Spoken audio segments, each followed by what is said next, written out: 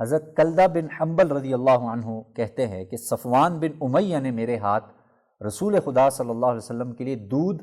ہرن کا بچہ اور ککڑیاں بھیجیں، اور اس وقت اللہ کے رسول علیہ السلام مکہ کے بالائی کنارے پر، جس کو معلیٰ کہتے ہیں، قیام پذیر تھے۔ کلدہ کہتے ہیں میں آپ کی خدمت میں حاضر ہوا اور داخل ہونے سے پہلے نہ میں نے سلام کیا نہ اجازت مانگی۔ آپ صلی اللہ علیہ وسلم نے چنانچہ آپ نے مجھ سے فرمایا، ظاہر ہے میں ڈائریکٹ جسے کہتے ہیں گھس کے اندر، آپ صلی اللہ علیہ وسلم نے مجھ سے فرمایا واپس جاؤ، واپس بھیج دیں مجھے، اور یہاں سے نکل کر دوبارہ جاؤ، دروازے پر جاؤ، وہاں کھڑے ہو کر پہلے سلام کرو اور پھر اجازت طلب کرو۔ آگے الفاظ ہیں حدیث کے، ترمذی شریف کی روایت ہے، کیا میں اندر آ سکتا ہوں، اور اس کے بعد اندر آؤ۔ یہ طریقہ سکھایا ہے آپ صلی اللہ علیہ وسلم نے کہ بھائی پہلے جاؤ، اور واپس بھیجا باقاعدہ، اور جا کر ان سے باقاعدہ یہ طریقہ ہے۔ تو یہ طریقہ بھی اپنانا چاہیے آدمی کو کہ باقاعدہ طور پر اجازت طلبی کی عادت بنائے آدمی۔ اور آگے ایک طویل روایت آئے گی اور بڑا حیران کرنے والی روایت ہے، اس سے پہلے اجازت طلب کرنے والے کو کہاں کھڑا ہونا چاہیے، یہ بھی بہت اہم روایت ہے۔ حضرت عبداللہ رضی اللہ عنہ کہتے ہیں کہ رسول خدا صلی اللہ علیہ وسلم جب کسی کے دروازے پر پہنچتے تو دروازے کی طرف منہ کر کے کھڑے نہیں ہوتے تھے تاکہ گھر والوں پر نظر نہ پڑے، بلکہ دائیں یا بائیں جانب کھڑے ہو کر فرماتے السلام علیکم السلام علیکم۔ اور دروازے کے سامنے کھڑے نہ ہونے کی وجہ یہ تھی کہ اس زمانے میں دروازوں پر پردے نہیں ہوتے تھے، میں نے عرض کر دیا اس حوالے سے۔ لیکن آج کل بھی یہی اصول ہے کہ بھائی یعنی گھر کے دروازے کے سامنے آدمی نہ کھڑا ہو بلکہ ایک سائڈ پہ ہو۔ اس حوالے سے دیکھیں آپ صلی اللہ علیہ وسلم نے یہاں تک روایات میں فرمایا، مفہوم ہے کہ بھائی تم دیکھ رہے ہو کہ ایک شخص تمہارے گھر کے باہر کھڑا ہے اور وہ اندر جھانک رہا ہے، یعنی اپنی آنکھوں سے اندر نظریں دہرا رہا ہے، گھر میں خواتین ہیں، تو آپ صلی اللہ علیہ وسلم نے فرمایا اور تم نے اس کی آنکھ پر کنکر مارا، پتھر مارا اور اس سے اس کی آنکھ پھوڑ دی تو تم پر کوئی کفارہ اور تاوان نہیں آئے گا۔ یعنی تم نے کوئی اتنی سخت بات کی آپ صلی اللہ علیہ وسلم۔ ہمارے ہاں دیکھ لیں ہلکا سا کوئی دروازہ کھولا دیکھا تو ایسے ہو کے گزرتے ہیں ہم لوگ، ایسی ہماری عادتیں ایسی بن چکی ہیں، خراب ہو گئی ہیں۔ کسی کا دروازہ کھولا ہو یہ تو میرے اپنے، کوئی اپنا وپنا نہیں ہوتا بھائی۔ آپ اپنے گھر میں بھی، آگے میں روایت آپ کو سنانے لگا ہوں، آپ دیکھیں۔ حضرت عطا بن یسار کہتے ہیں کہ ایک شخص نے اللہ کے رسول سے پوچھا کیا میں اپنی ماں کے پاس جانے میں بھی اجازت طلب کروں؟ آپ نے فرمایا ہاں، کیونکہ ہو سکتا ہے کسی وقت اس کے جسم کے وہ اعضاء کھلے ہوئے ہوں جو بیٹے کو دیکھنا بھی جائز نہیں ہے۔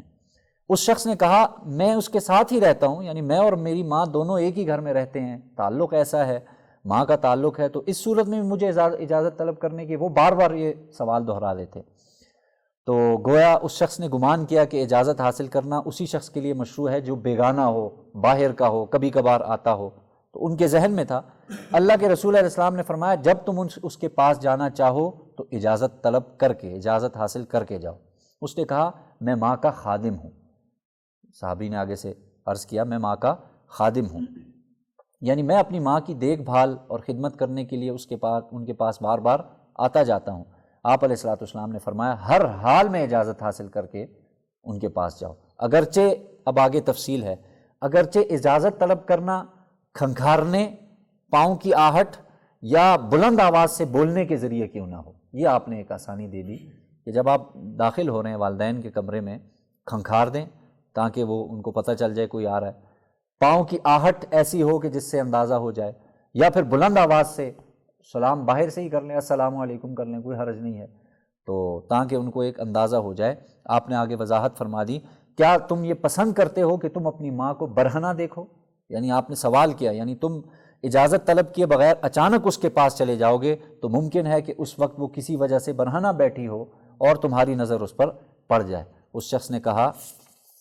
ہرگز نہیں اللہ کے رسول، میں ایسا کبھی نہیں چاہوں گا۔ پھر آپ نے فرمایا پس اجازت حاصل کر کے اس کے پاس جایا کرو، اس بات کو یعنی نقل فرمایا۔ تو اس سے بھی پتہ چلا کہ بھائی بہت اہمیت ہے، جب اپنے ماں باپ سے اجازت طلب کرنی ہے تو پھر چاچے کے گھر، مامے کے گھر اور پھپھو کے گھر اور خالہ کے گھر، یہ تو بہت بات کی باتیں ہیں۔ اپنے ایک گھر میں رہتے ہوئے آپ جب کسی کے کمرے میں جائیں تو باقاعدہ دستک دی جائے اور پوچھا جائے باہر سے اور کھنکھارا جائے۔ ہمارے ہاں دیکھا ہے آپ نے جوائنٹ فیملی سسٹم ہوتا ہے، یعنی گھروں میں ایک ہی گھر میں 2-3 بھائی ہیں، ان کی اہلیہ رہتی ہیں، سارا حساب کتاب ہے۔ اس میں شریعت نے تھوڑی سی گنجائش دی ہے کہ بھئی جب باہر سے کوئی ظاہر ہے دیور آ رہا ہے تو وہ کھنکھارے،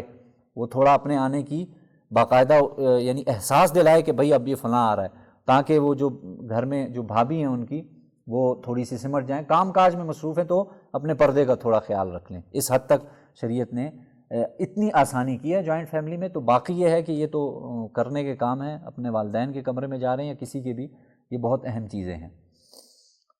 کھنکھار کر اجازت دینا، یہ بھی آپ علیہ الصلوۃ والسلام سے مسنون ہے کہ بھئی جب کوئی باہر سے آئے، حضرت علی فرماتے ہیں کہ اللہ کے رسول کے پاس رات میں بھی آتا تھا اور دن میں بھی آتا تھا، میری ترتیب تھی، چنانچہ جب میں رات کے وقت حاضر ہوتا تو آپ مجھے اجازت دینے کے لیے کھنکار دیتے،